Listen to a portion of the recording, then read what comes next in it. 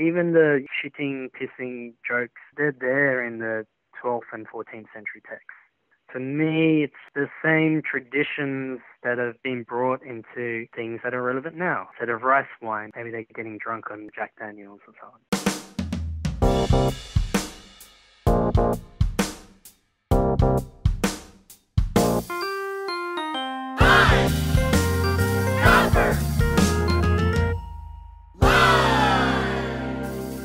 Hello, print friends, and welcome to the 46th episode of Pine Copper Lime, the internet's #1 printmaking podcast. I'm your host, Miranda Metcalf. I usually release an episode every week, but for those of you following along at home, you may have noticed that we took last week off. We here at PCL were participating in Blackout Tuesday, a collective silencing to protest racism and police brutality, and allowing space for the amplification of the voices of people of color in the wake of the murder of George Floyd. We're back this week, but you'll find in our show notes links to podcasts, books, and organizations to which to donate to help educate ourselves and support and cultivate anti-racism. Please give them your attention, and if you can, your money. Black Lives Matter. My guest this week is Jason Fu, an Australian artist whose practice includes painting, drawing, sculpture, video, performance, and of course printmaking. Jason grew up in Sydney, Australia, the child of Chinese immigrants, and his work explores the immigrant experience, cross-generational communication, language, poetry old and new, and alcohol. Often using humor as a device to explore all of these experiences. So, without further ado, sit back, relax, and prepare to get poetic with Jason Fu. Hi, Jason. How's it going? Good, thanks, Miranda. Great to be chatting to you. I know. I feel like it's been a really long time, almost as long as when we used to live in different countries. Yeah, I mean, I think a lot of people feel that way, actually. Yeah. I think the last time we saw each other was at Omar Musa's exhibition. Yeah, definitely. How's your quarantine going? It's good. So I'm just at my parents. Lost all my work for the year. I've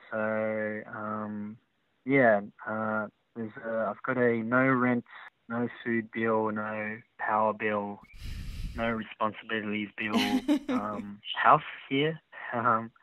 But also I was halfway through my residency in Sydney at Animal Logic, so thought I'd just ride out coronavirus with my parents and their delicious cooking. Yeah, I'm not sure what our generation of artistic people would do without our parents and their steady force. The amount of times. Yeah. Yeah, I don't know how people do it without.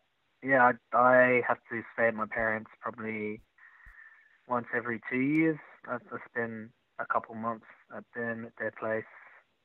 A lot of times coming back from Thailand, actually. Mm-hmm. Spending time at Cap Studio with Kong. Totally. I think that's absolutely the life of a working artist. And I definitely want to make sure that we get a chance to chat a little bit about Cap, because that is definitely a place where you and I have spent the most time together, and I've actually gotten to have a little bit of a view into your process when we've been there at the same time. But before we dive in completely to things, would you mind telling everyone listening who may not know who you are, where you are, and what you do? So my name's Jason Fu. It's Phu. I'm an artist, and I think I started out with printmaking, and I've always done a bit of drawing and painting as well, but then moved into installation, performance, video, ceramics. So yeah, a bit of everything. But so I'm in Sydney right now, where I'm from, Sydney, Australia. Not Sydney in Canada, which is funny story because I studied in Nova Scotia, and apparently these two Swedish people called a flight to Sydney and were amazed how cheap it was, and were really excited. Oh, and no. they went, yeah. It was a very sad story for them. So I'm sure Sydney in Canada is really lovely as well. Yeah, Anyway, yeah. I'm in Sydney, Australia. Uh-huh. I've been based in Melbourne for probably 6 months before that. So I'm living in Melbourne, but I'm in Sydney right now. And here for the foreseeable future, until the coronavirus lets up in this country and around the world, I guess. What I do, I'm a practicing artist, working in those mediums. But I think printmaking was my major in my undergraduate studies at the College of Fine Arts, COFA, in Sydney, and it's always held a special place in my heart. And I feel like I couldn't not say that, but it is truthful. Yeah. And so you were saying you were growing up in Sydney, and I'd love for you to talk a little bit about what that was like and the role of art had in your life when you were a kid. Yeah, Sydney, I grew up in Croydon Park, Sydney. It's sort of in the inner west. It's a very family suburb, lots of houses, no one in the street in the middle of the day. Very boring place. So art didn't really play any role in my childhood. I liked cartoons and comics. I hope a lot of cartoonists and comics don't think that what I'm calling what they do is an art. But I never went to any galleries or museums or anything. So it didn't really play a role, and I just liked drawing cartoons and stuff. And then, I don't know why I got into art. I was never particularly inclined that way. I did consider doing an engineering degree, but my art teacher really convinced me and had to sort of convince my parents that I should do art. And so I sort of picked it in a way, just because a teacher said so. And it's funny because printmaking, we had to do sort of 6 different mediums in our first year at university, and I picked printmaking because the printmaking teacher was the only teacher that went, "Oh, you're pretty good at this, you should pick printmaking." And I was like, "Oh, okay, well, I'll just do that then, I guess," Yeah. I feel like I'm easily swayed, I could have been a rooster farmer. I don't know if they exist. I don't think you can farm roosters, can you? But yeah. I feel like that could be good advice to any teacher out there who maybe has a dwindling print department at their university that they want to stoke. Just tell every student, hey, you're pretty good at this. You should consider doing this. I think that's why kids pick things and do things. Because, for me personally, I think it was really great. My parents never said you can be whatever you want to be, but they did always say whatever you want to do, if you work hard at it, you'll be okay. So. I think there's a big distinction there, and I think it's really good. It's just that sometimes you pick your path, sometimes you don't, but whatever it is, just have a crack at it, sort of thing. So, that's what I did, just sort of fell into the arts, I guess, yeah. And so you came to printmaking, it sounds like when you were at university and just taking a variety of art classes, and that was where you got your positive feedback and decided to stick with it. Yeah, I did do some lino cuts in high school, but I feel like that's very much part of a curriculum in most high schools, that or potato stamps. I don't know what the technical term. I'm sure there's a French term for it, like I think le potato le stamp. Yeah. yeah, there you go. But print, that was my first taste of. It was actually etching, so it was an etching class. It was with Geraldine Berkemeyer. That's her name. Hope you remember that. Yeah, because I came from a Chinese, Vietnamese, and Asian background, migrant background, so my parents weren't particularly happy I did art. And most of my friends who came from a similar background, their parents would have just said no, outright sort of thing. But yeah, I think my dad had a little chat to me, and he was like, if you did commerce or something else, you'd have a job. But if you did art, you don't really have a job when you come out. But he said, look, we support your decision as long as you work hard at it. And it's what they've always told me. And I've tried to sort of honor that, Yeah. and just work hard at what I've done. But, my mum, her family was, parents were in the theatre.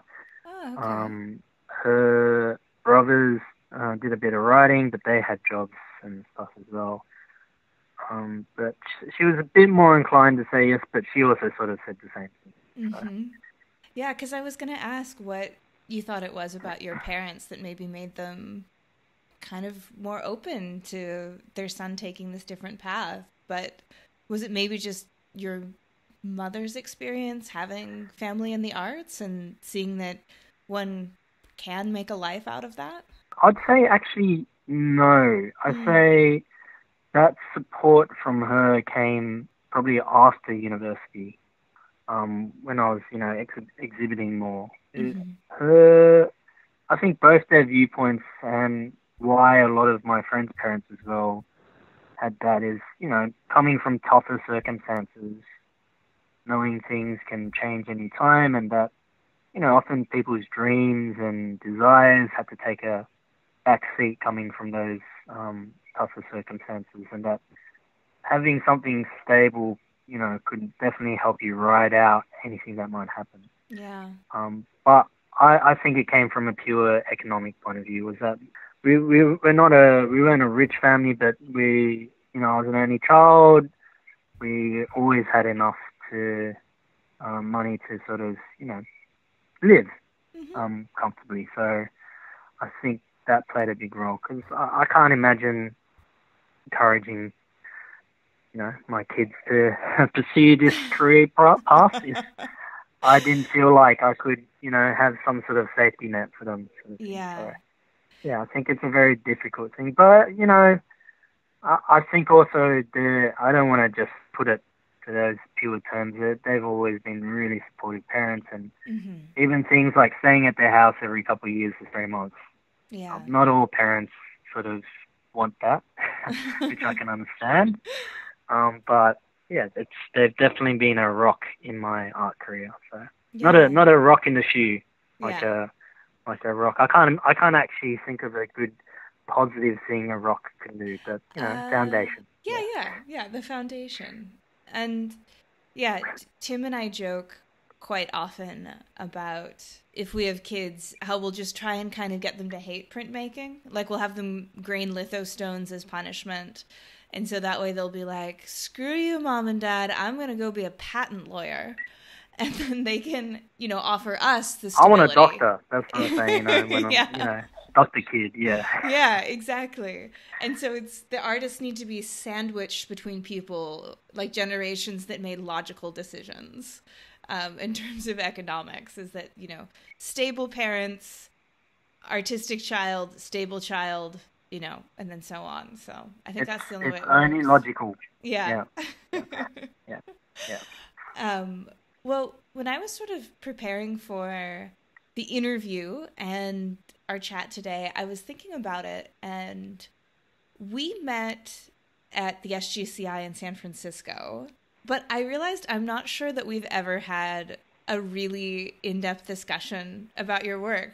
So I'm actually really excited to get a chance to pick your brain about it a little bit. If I think about it, I don't think I've had an in-depth conversation about any of my friends' works. It's just sort of... Yeah.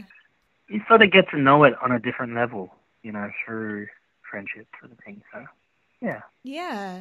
And in a way, it's easier for me to write questions for people who I don't know, because I know your work through you, and I see it as, really two sides of that coin. And so, but when you're just coming to someone completely fresh, you've got that beginner's mind, to engage with the work with it. So I think it's going to be really interesting, because I've tried to come up with questions that will kind of almost help people see your work maybe the way I do, which is an extension of you. So we'll see how successful I was, but hopefully we'll be able to have let's a see. good Let's chat. roll the dice. Yeah. Let's go crazy and dive in. And thinking about it, because I know that, as you touched on before, you have a lot of other sides of your practice. You do video and performance and painting and drawing. But I first knew you in sort of through printmaking. And last year, when I was working a little bit at Cicada Press, trying to organize all of the prints that are there, I got to see, I think, probably what were some of your early etchings, which was really interesting because I feel like you can kind of see the seeds of the evolution of your work, which is great when that happens with an artist's work. So one of the things I was thinking about particularly was it has these, more simple forms, and it's one figure or two figures, and it's accompanied by a little bit of a phrase or two. And the one I was thinking of in particular, where there were two fish, and it actually says, two fish float in the water. One fish says, I will be eaten by a human.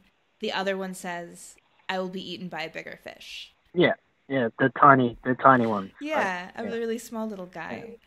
And while your work has definitely changed and evolved, I think a lot of it you'll kind of see with a bit of that same formula where you'll get one figure or two figures and there's a little bit of a narrative, a little bit of a poetry feel to it, almost a little bit of a proverb kind of a feel. And so I guess this question is, seeing it even early on in your work and seeing the thread as it's gone through, how did you kind of find this formula? How did you find yourself creating this mix of words and images that have that really particular feel to it that I associate with being very Jason? I find that, I like to always say that whatever I do is just sort of an extension of something that I had as a kid, or that's something I'm interested in. So I get asked quite a lot about text and artwork, and I think the traditional, in quotation marks, because it's a false traditional, viewing history from a false lens, traditional view of art is, pretty pictures of paintings and stuff, and there's not often text in them. And that we view, coming back to cartoons and comics, we view cartoons and comics and pictures with words as something of a lower grade of art, I guess. Especially pictures with words is not just comics, but children's books. So for me, text in art it's not an unusual thing and something we've all grown up with. And then if I'm going to take it into, I guess, my cultural background, calligraphy in art, in Chinese art, is often the calligraphy that's accompanying the picture is, if not just as important, more important. And often the picture is the accompaniment to the text that's on there. So I guess from that point of view, it's a very, very, very normal thing just to have a bit of text. And that, I think, it's sort of been weeded out of our system that it's normal, or it's this, controversial contemporary new art. Oh, just text, But for me as well, I mean, Chinese text, because Chinese is a logographic language, it's a pictorial language, so every word is a little picture anyway, Yes, and it's just part of when I write words, I don't see text as much as, just part of the composition or the painting or whatever, it's just another line. If we're going to talk about the proverbs, I guess I grew up with a lot of them. It's not uncommon. It's I think often it does get mysticized a bit, this idea of this oriental old man stroking his beard, sort of saying a proverb, but it's a very common thing amongst language that people will just say proverbs in the middle of the speeches. And it's common in, I think, a lot of different languages. It's just that the Chinese stuff is very mysticized, and maybe a lot of the Australian slang stuff isn't as much. Right. But yeah, I think also I do like to be contrarian talking about these things. And for me, the reason is that it's just so people might be able to see things a different way and not get sort of rooted into these same thought processes of, text and art, proverb, whatever. But I do find, it's just what comes natural. I didn't really pick doing it, I guess. And I think just from what knowing you and the conversations that we have had, just in general, but also about art, I feel like, particularly when it comes to the text in your work, it seems to be always kind of walking this line between being very meaningful and being totally meaningless, in this way where if you go to the text wanting to find something profound in it, you can find it. Or it can almost be just surrealist. And I don't know if that's something that you find in your work or you intentionally curate, but that's actually something that I've always appreciated about it, is that there's nothing that is heavy-handed or didactic about the words that you use in your work. Yeah, I think that comes a lot from how I was raised and how my parents talked about things. They're not religious people, but I guess, so my dad's Vietnamese, but he's Chinese Vietnamese, and culturally, both of them, the tenets of Chinese culture are Buddhism, Taoism, Confucianism. They were always there, but they always never made me abide by anything. So, there were important things that were important until they sort of interfered with my daily life, sort of thing.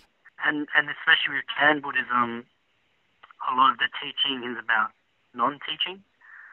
So it's about sort of breaking free of the teachings, sort of thing. It's about the absurdity of things as a sort of pathway to enlightenment. So there's a lot of, if you read, I've been reading some of the 12th, 14th century texts of Taoism, and you think there is some sort of wisdom in there, but then you're like, these people just, had serious mental health issues.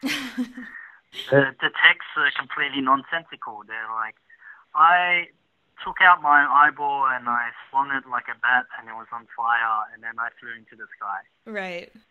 In some sort of reading, yeah, I'm sure we could find some wisdom in there, but we could find some wisdom at the bottom of a cup of tea, or on a blank wall or a tree we walk by.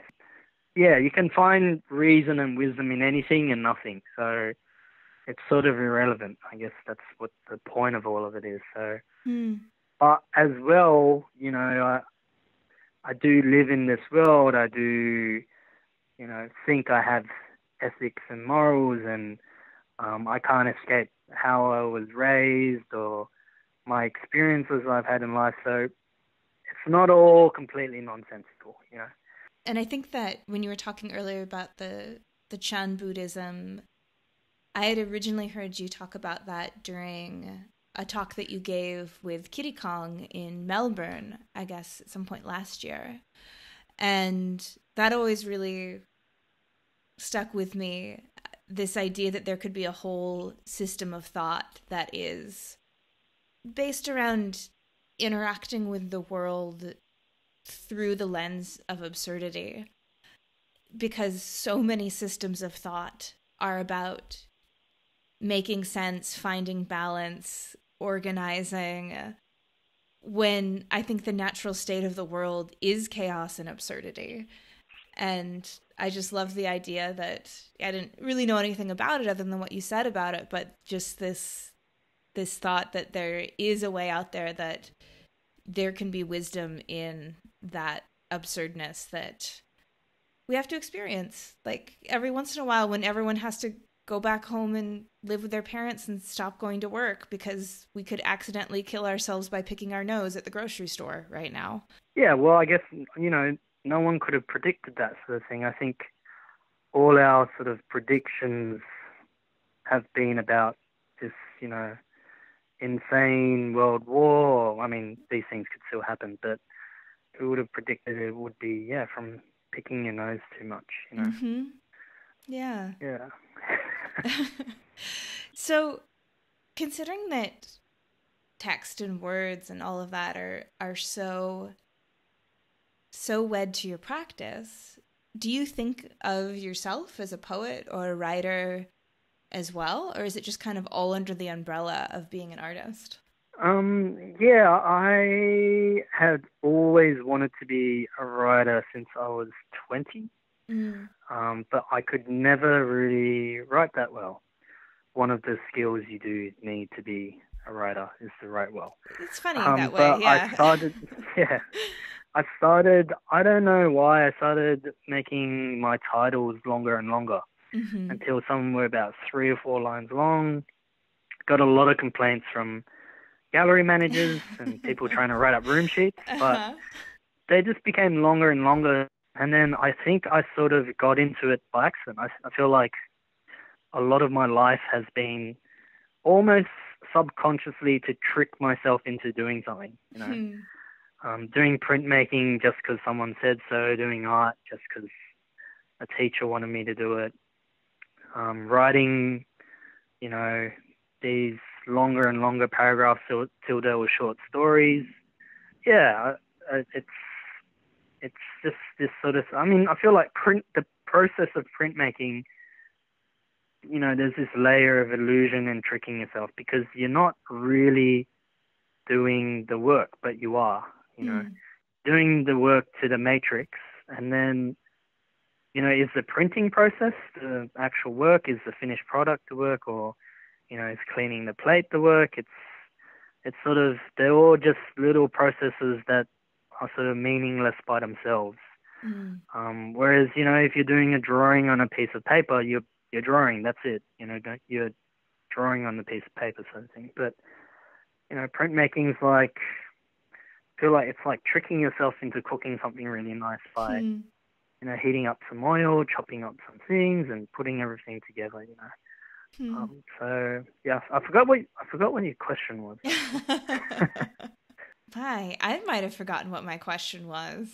I was there with you chopping up the Chopping up the vegetables. garlic and the Yeah, onions I and was yeah, yeah, like I yeah, was yeah, wanting yeah. to eat something. Yeah. Oh, I'd asked if you thought of yourself as a poet or a writer. That was what I was curious about. And yeah. No, but maybe a bit more now. So Hmm. I have had, through my artwork, I have had some people in the poetry world commission me to do things. So Mm. I feel really lucky to be able to have done that. But I feel like maybe it was the only way to have done that. And that if I'd pursued a career as a writer, it would have ended in failure. And then writing might be a way for me to open the dumpling shop I've always wanted by Yeah. accident. Yeah, yeah. By talking about how much I love to eat dumplings or something. So I'm happy to follow this path wherever it goes. But right now, if we're gonna very crassly talk about what I identify as for my job, then through my income, then more of my income is coming from writing. So Mm. I guess I'm becoming more of a writer now as much as an artist. So that's this nice thing that's happening. And then I've happened to started teaching workshops more as well, which I thoroughly enjoy. So Mm. that's part of my life as well. So yeah, Yeah. I think I would say I'm a little bit of a poet. Yeah, not as much as Omar Musa though. Yeah, I know. I felt like He's the OG, the real one, real deal out there. Yeah, yeah, it's a weighty question when we're going on the heels of Omar, but yeah. yeah, yeah.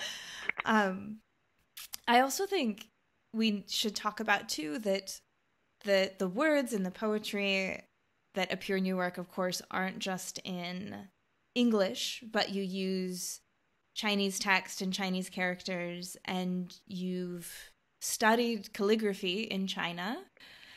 But there's also kind of a funny side when you do use the Chinese characters in your work, and it's a bit of play of mistranslation and miscommunication, and you really kind of leaning into the fact that as someone who's a first generation of immigrants who were fluent, how your handle on the language is not that of total fluency. And you, rather than kind of shy away from that, you definitely use it as part of the composition. And I'm just hoping you can talk about that a little bit as well. Yeah. So for me, it's an issue of authenticity, Mm. whatever that word means. So I do speak Mandarin fluently. I have lost a lot of my vocabulary just from not speaking it here in Australia. Mm-hmm.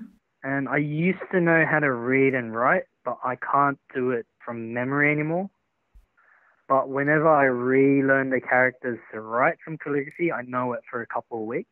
Right. And then generally I'll start to forget it very quickly because it's not something I regularly write and use. Again, because it is a pictorial language, you know, each character is a different picture. It's not like learning 26 sort of letters and then be able to sort of pronounce things. But for me, when I do a few different things when I translate. Sometimes I do know all the characters, so I just write them. Sometimes I'll just literally Google Translate a chunk of something if I feel like it. And sometimes I'll translate with my mum, which is very interesting because she'll try to switch a lot of my words and go, oh, that's not the best word to use. That's, you know, grammatically incorrect. But for me, it's about going, well, that's not how I would say it. That becomes someone else's words. Right. Yeah, and then tying that in with the idea of calligraphy, I always thought I needed to go to China to learn calligraphy to be authentic. And when I got there, a lot of the artists were like, why are you looking for a calligraphy teacher, you know? You already make contemporary art. Your art's sort of good. Why do you need to learn this thing? We've learned it, and now we can't unlearn the brushstrokes. It's really hard to sort of untrain your hand to do things. So that was really a wake-up call for me, you know, as a young artist going over thinking I had to do this thing. But then the contemporary artists there were like, why are you even learning this thing? I think I still went ahead and learnt a little bit, but for me, the idea for that was it doesn't hurt to learn a bit, you know.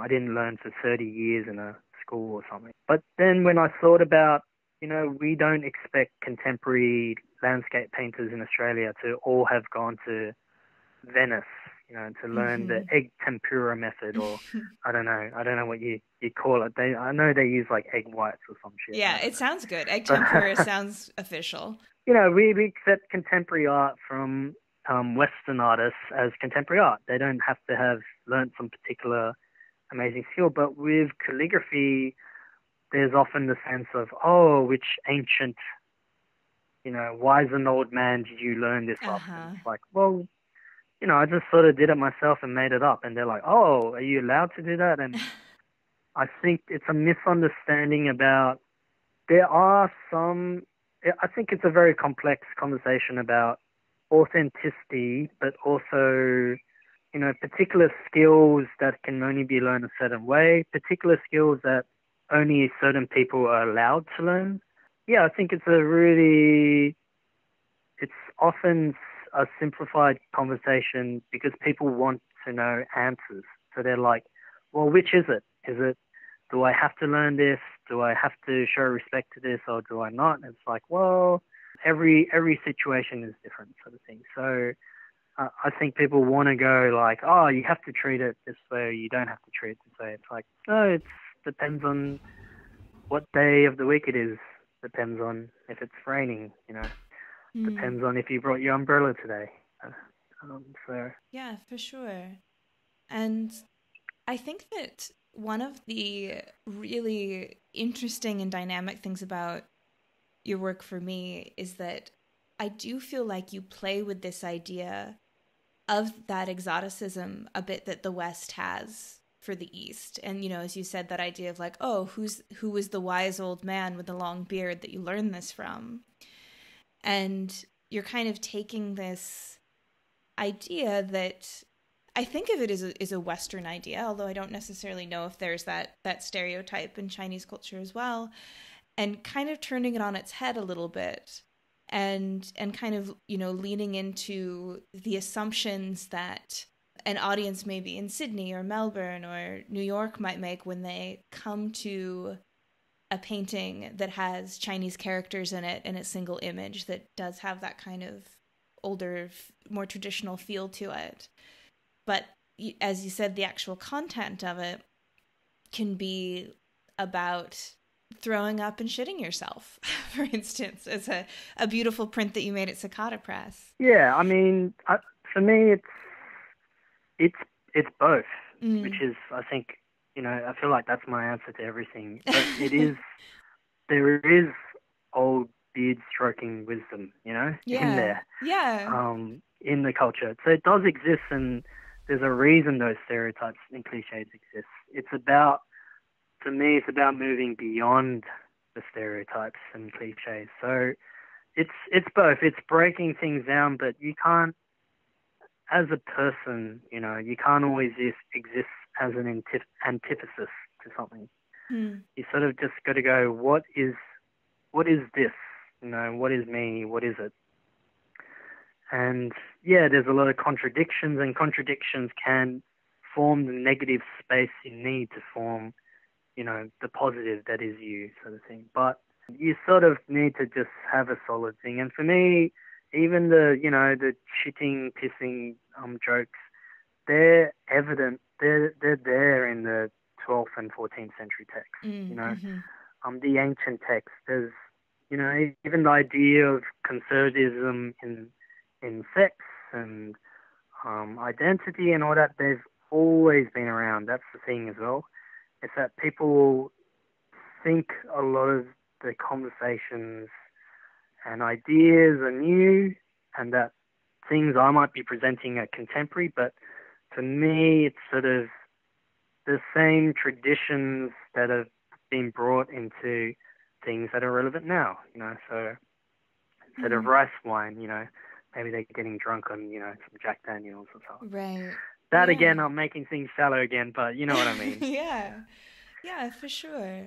And I think that, another kind of side of that being a part of your practice, and I think this is something that we have talked about a little bit before, and I really wanted to ask you, really because I know a lot of the people who listen to this podcast are students, are people who are in the process of kind of forming their careers and what they want to make. And so you are a person of color whose work is wed to that heritage.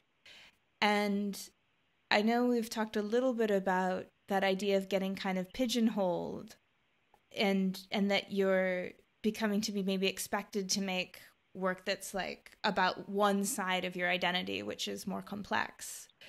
And maybe if you could just offer some words to maybe a student who is, let's say, a person of color, and they want to make work about that experience, but maybe they have anxiety about being pigeonholed in that way, or just kind of what your thoughts are about that whole long, convoluted question that I just posed to you. Yeah, I mean, no, it's a good question. It's a complex one.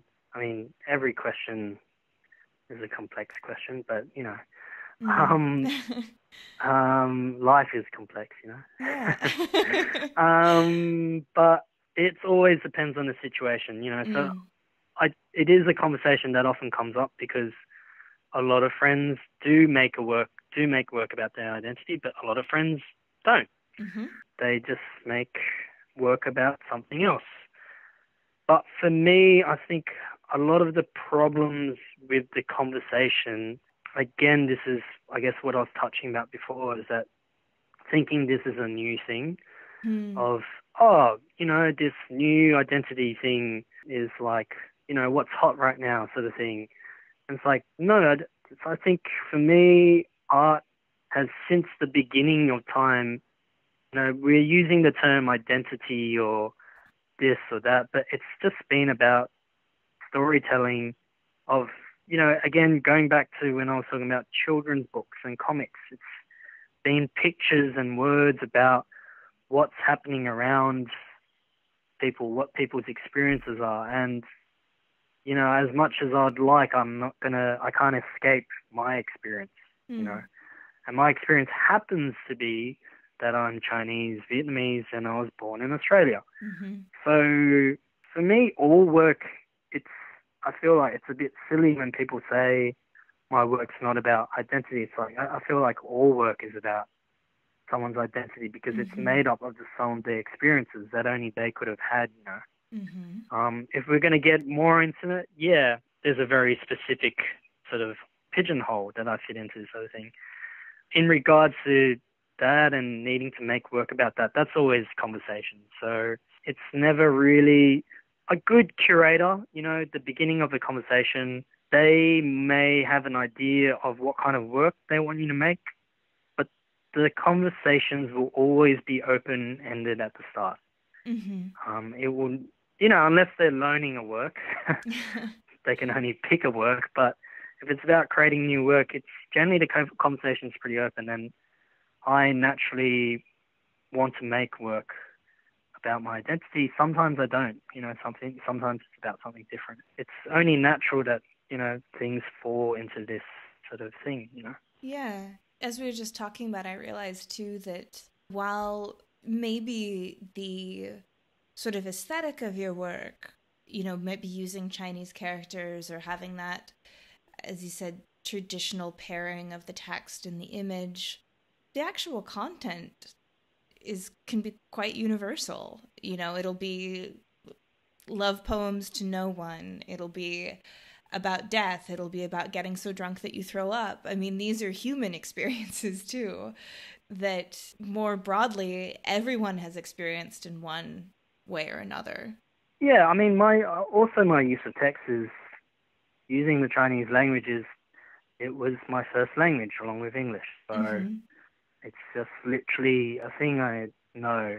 And a lot of my pictures, I could draw them back into references of Chan Buddhist paintings or Buddhist paintings, but also I could just as easily, and they'd look just as much as pictures from a R. Crumb book, you know, with their grotesqueness and their weirdness and their sexualness and their grossness, you know. Yeah, I think all these things, again, like I'm trying to say, is it's not that clear, and that it just depends on sort of who you're talking to. And you know what? If I wasn't talking to you and talking to someone else, my answers would be a lot more different as well, you know. Yeah. And tomorrow my answers might be different, but that's just what it is. It's every conversation sort of different.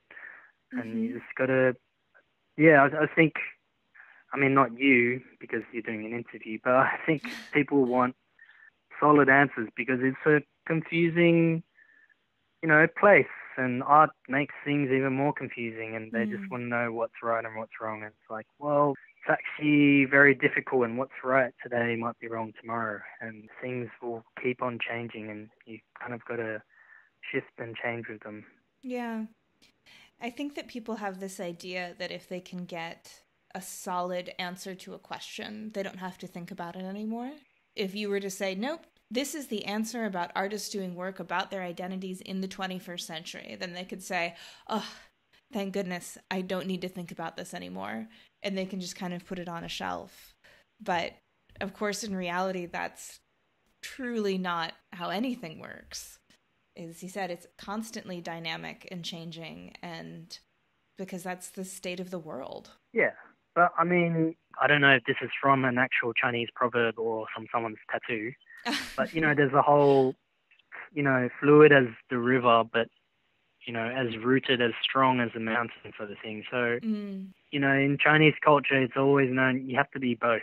So these two completely contradictory things. So you have to be as fluid as the river, but, you know, as well, even though I'm just contradicting myself here, you do need to have, you know, what is the foundation? What are the roots?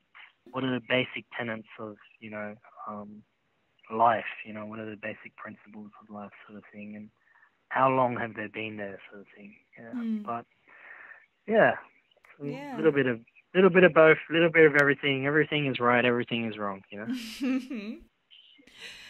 I also did want to ask you too, because as we're talking about the work that you're doing, and a lot of it, particularly some of the earlier work that I was coming across again when I was getting to go through the Cicada Press archives, seems pretty autobiographical. It might be, or at least it comes from the I, the statements, whether or not they're true. Again, everything is true and everything is false, but I'm just more curious about the experience of maybe making work as it directly relates to your family, and if that's ever been something that you were worried would offend them, or if they've had any strong reaction to, or if it's ever made you kind of hesitate in any way, to actually tell a story like about your aunt drinking an entire soup bowl full of rice wine, when she, had been questioned about whether or not she could do it,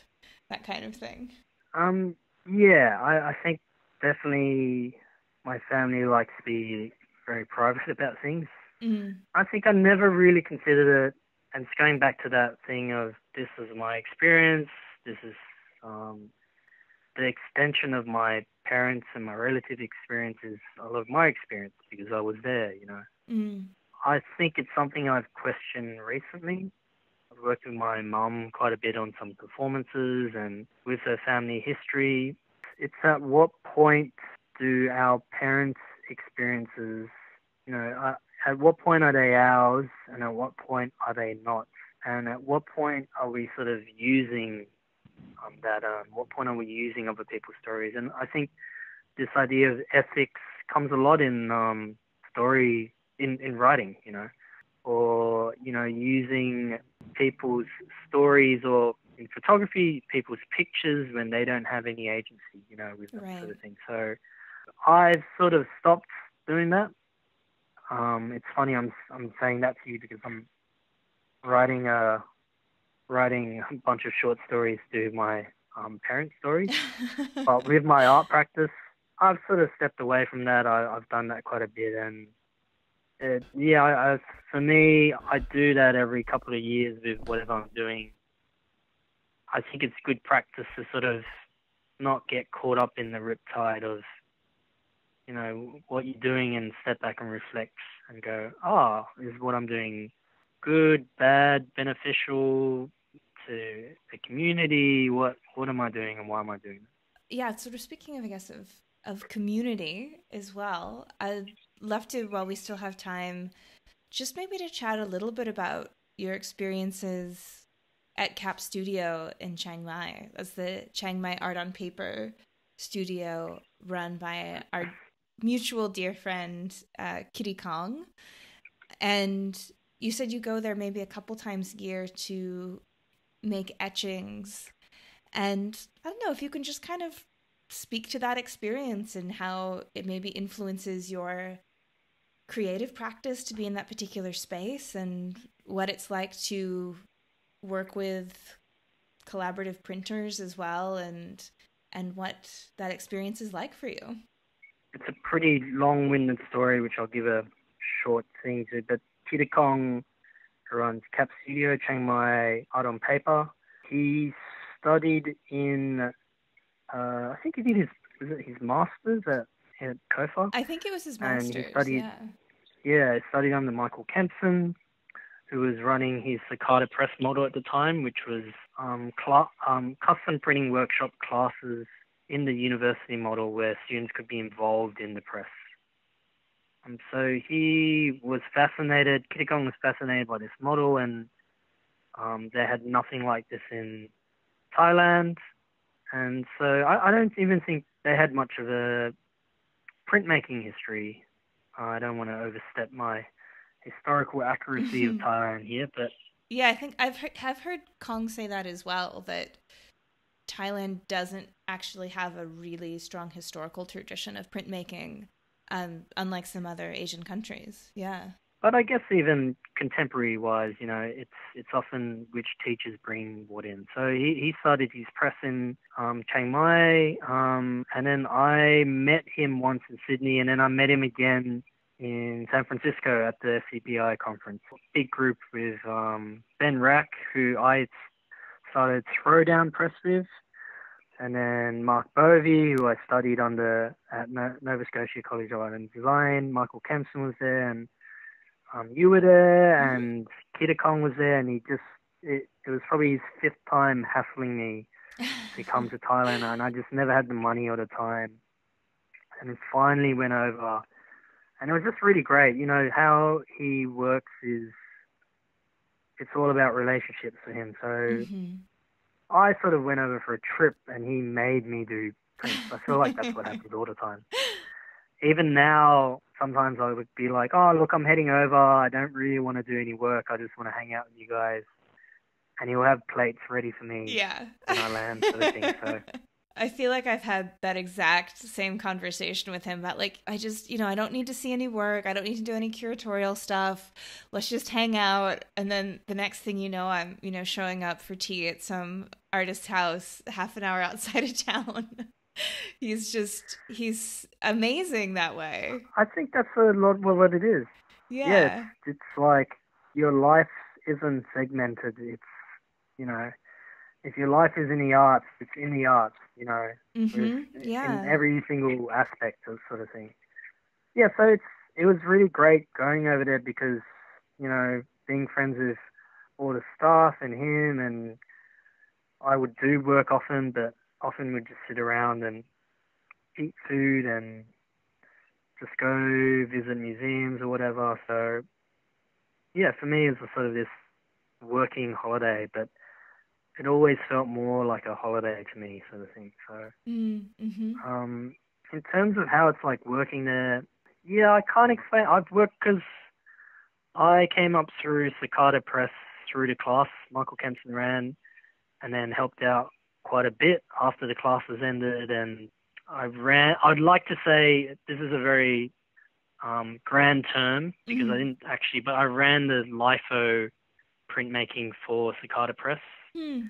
Did maybe 6 or 7 unsuccessful prints. It was a very difficult process for someone who'd only done it for a few years to try and master. Yeah. But yeah, it's just amazing for all the different places I've been, that it's so different everywhere, but that it's always about, the communal space, the community working together, whether you like it or not. Yeah, being, working with every different master printer has, their different prints every time in different places. Yeah, it's just a really lovely way to work and travel, and it's almost like a secret society you've entered when you're with printmaking. Totally. Other mediums don't really get. Actually, you know what? Probably ceramists understand, but it's really, it's just really lovely, And I think a lot of people who fall into the medium, they find the same thing, that it's just a lovely thing to bring together.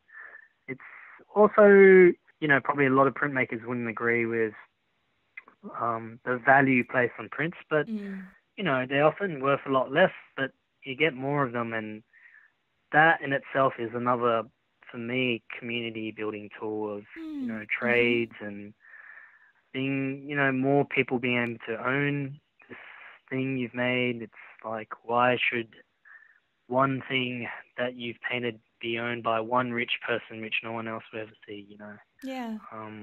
I think it's more in the spirit of what I think art should be, more about community and people, and that's what's been great about Cap. He puts, Kitakong puts, people first, sort of thing. Absolutely. Yeah.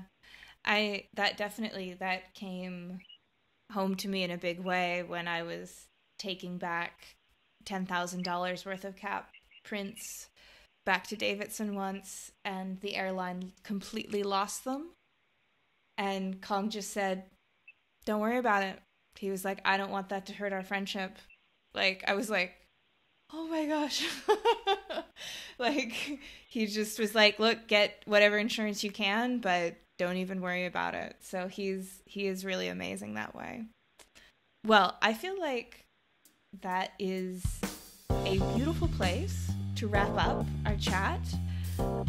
Before we sign off totally, could you tell our dear listeners where they can find you and follow you and see your work?